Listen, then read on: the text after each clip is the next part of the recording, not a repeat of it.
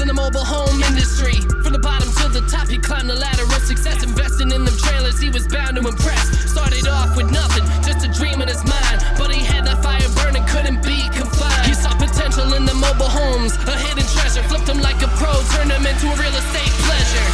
Jay Garcia, the mobile home king. He's got the vision and the game, he's still progressing. From trailers to mansions, making moves so bold, turning those wheels into gold. The story never gets old. He bought him low, fixed him up, made him shine like new. Sold him high, stacking cash, his profits always grew. His reputation is strong, people are talking, word spreading like wildfire.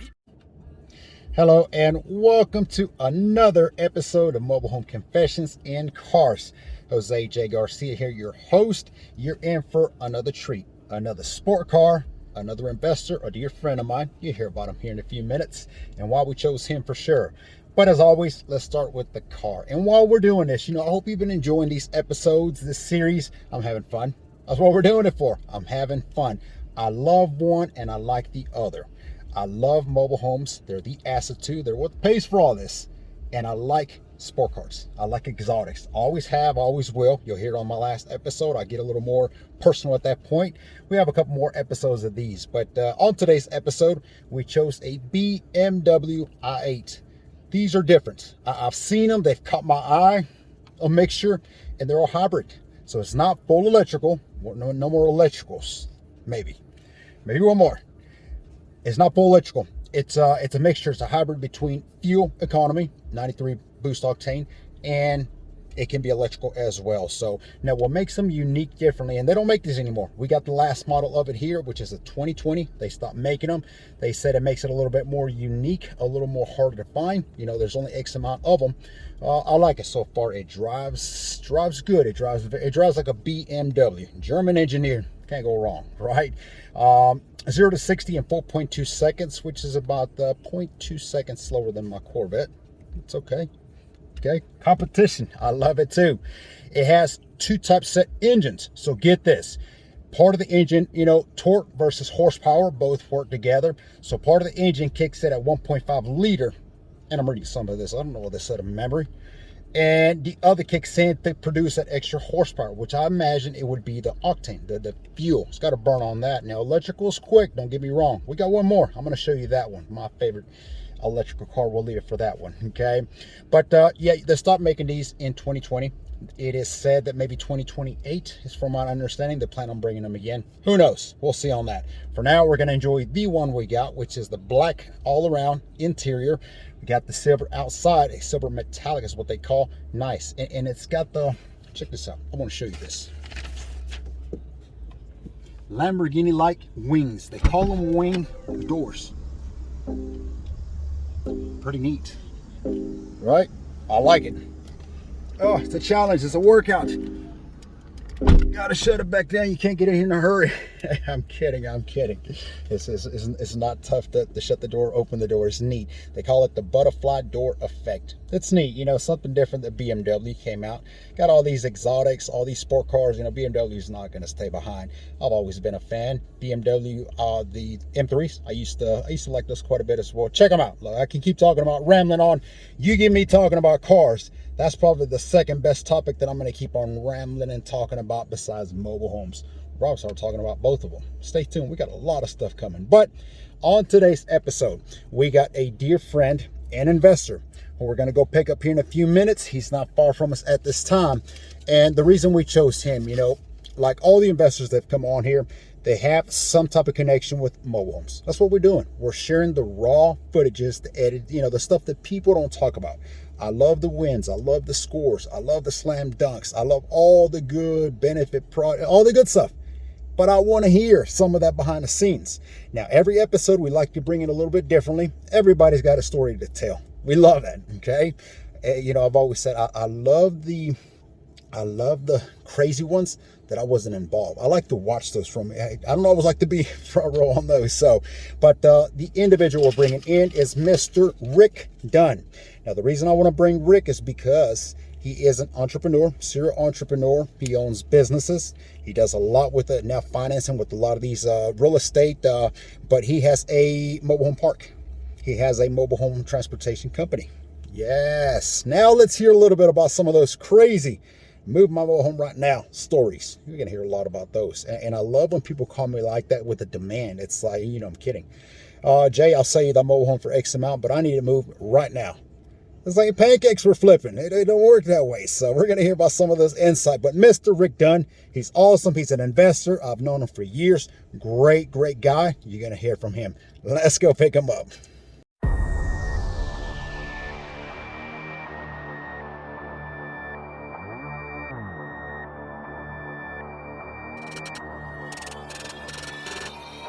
Yo, let me tell you about a chapter that's all about exploring exit strategies. No room for doubt. In mobile home investments, we got it made. Diverse options to get paid. Let's get it straight.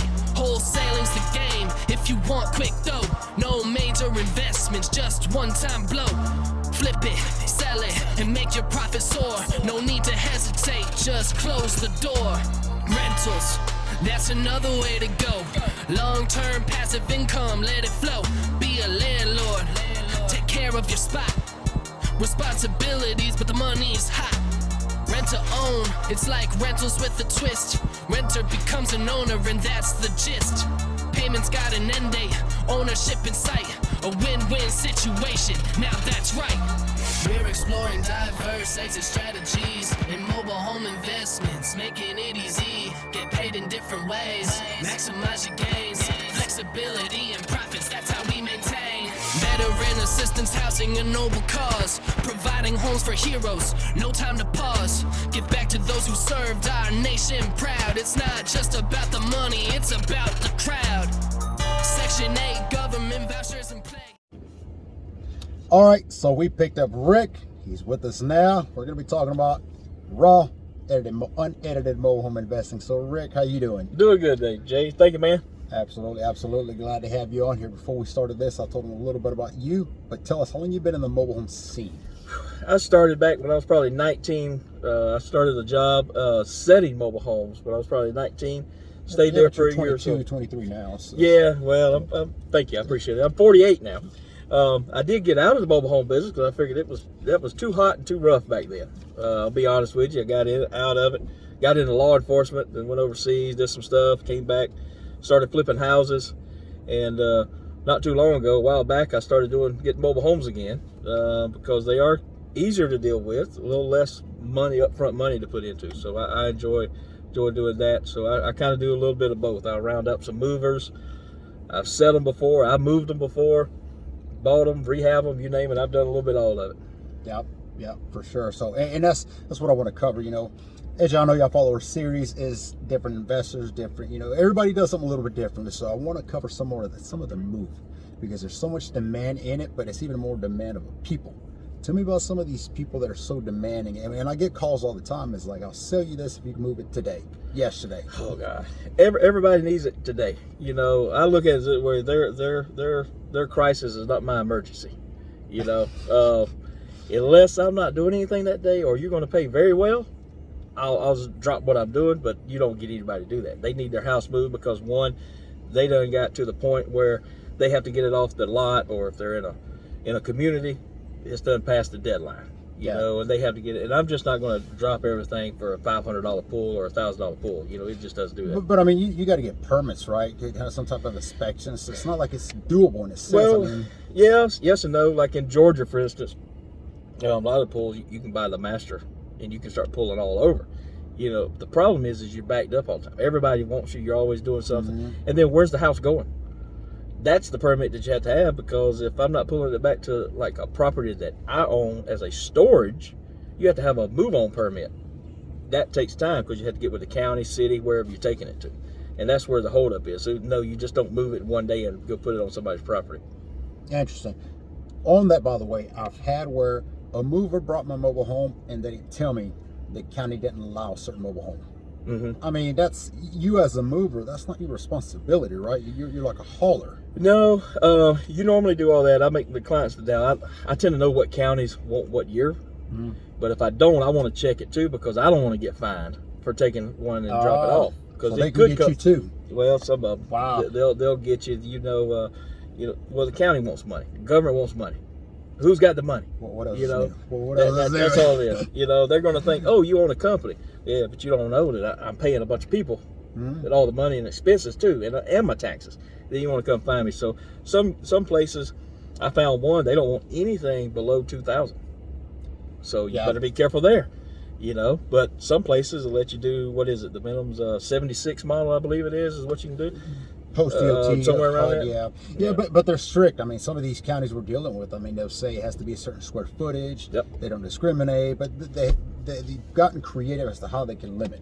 You can only bring certain square footage, but we don't limit a certain year. I've actually had inspectors come to one of my storage yards, and they'll inspect the house before it even enters their county. Really? Yeah, they'll go through it, then they'll tell you what you have to do. If they pick on stuff as like insulation hanging, right? Just a little bit of it hanging, you have to go in and re-wrap the belly wrap on it. They won't let it in their county, even though you can technically.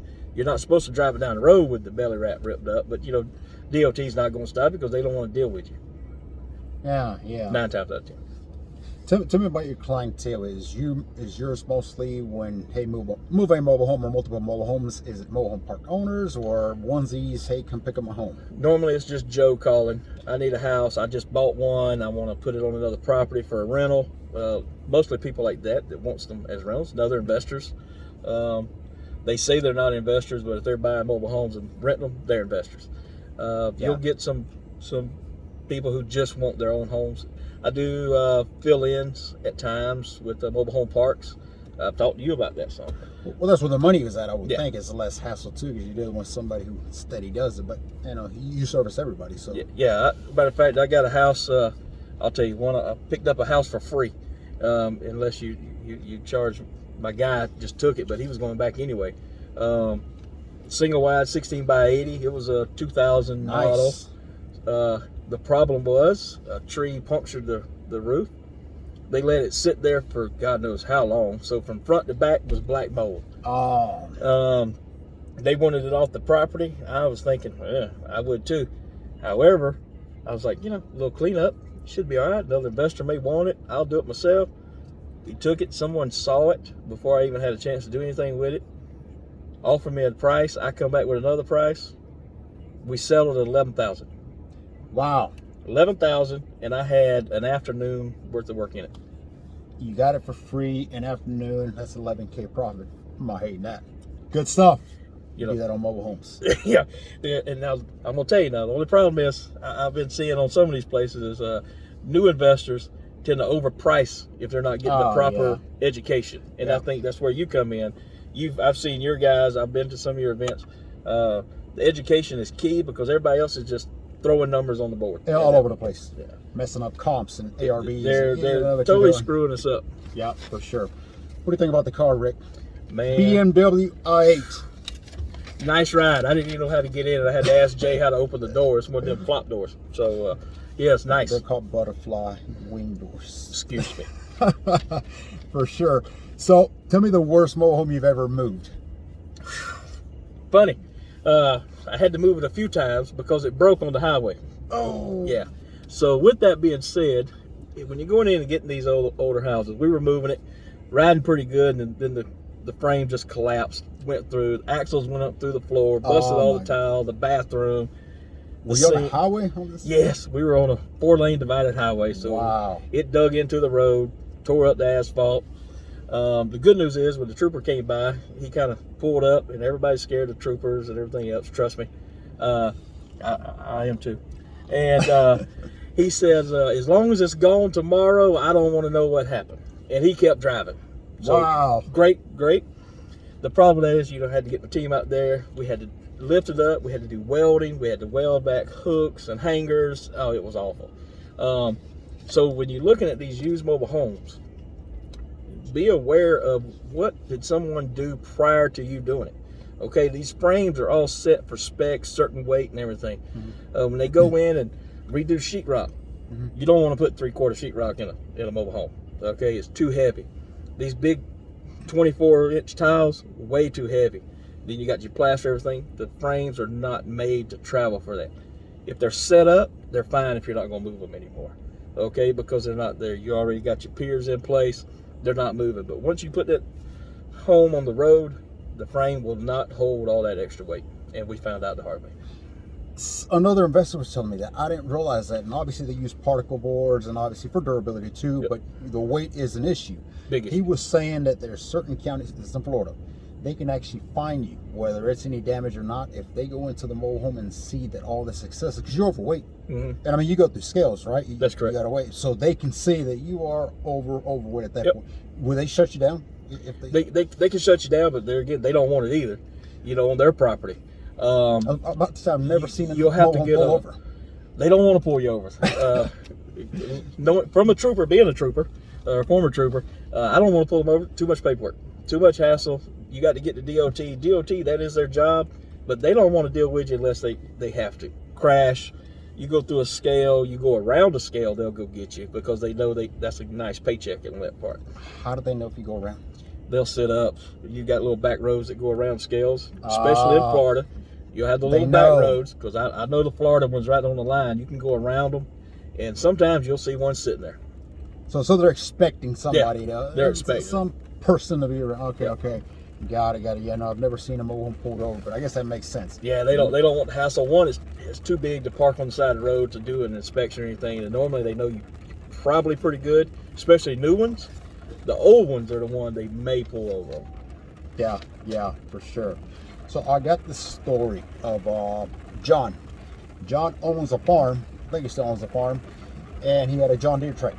Now, some of you don't know, you can actually move a mobile home with a John Deere. Now that's not to say you move it down the highway. It doesn't work that way, but it will haul it. So John had a couple of mobile homes where I guess he stored his employees. One of them burnt down, so there was a park nearby. He decided those looked vacant. I'll just take one of those. So he waited until late dark hours to go out there and get it. Only he's Farmer John. Everybody knows John. John's a farmer. So when they saw the mobile home was missing, and then they saw it across the street, they kind of put two and two together. So, this kind of stuff happens. Has anybody ever asked you to take this mobile home not being theirs? Directly, no. Besides the sheriff.